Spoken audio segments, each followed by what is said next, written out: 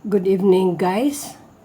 Here is a puzzle which I have come across in Google more or less 2 weeks ago.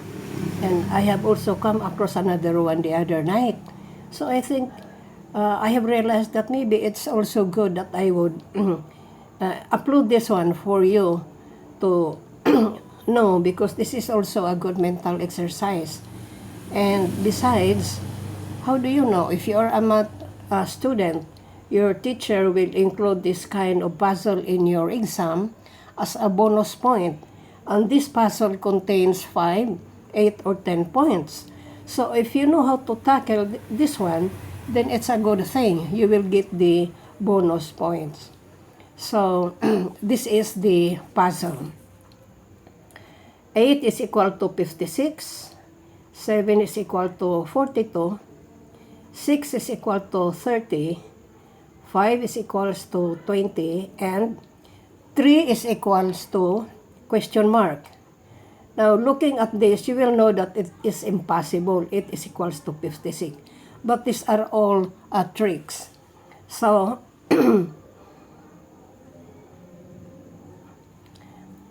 my analysis is this one. Take note that 56 is the product of 8 and 7.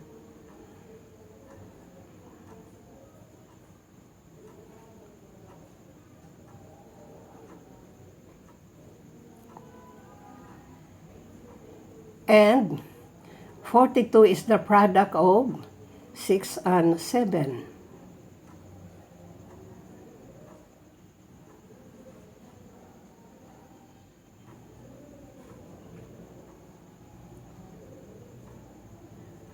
Also, 30 is the product of 6 and 5.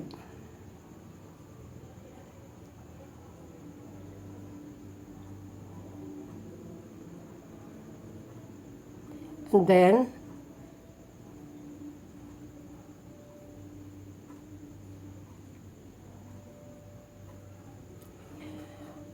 $20 is not the product of 5 and 3, because 5 times 3 is equals to 15. So what shall we do? Actually, this is a tricky question. This means that there is a row between 5 and 3. So this is a trick to mislead you. This is a trick. There is a row after 5 which contains a number 4. So that 5 times 4 is equal to 20. Now what about this one? 3 is equal to question mark. Now again, this one is also a trick. Note that we have 8, 7, 6, 5, 4, and 3. So there must be another row below 3 which contains a number 2.